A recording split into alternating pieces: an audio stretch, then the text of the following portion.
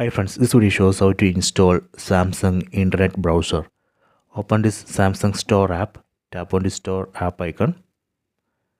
Then we need to search for Samsung Internet Browser. Tap on the search button, then search for Internet. Tap on the Samsung Internet Browser.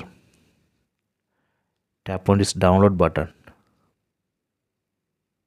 See, now it's downloading Samsung Internet Browser. We can tap here, we get more details. See, now it's installing. So please wait.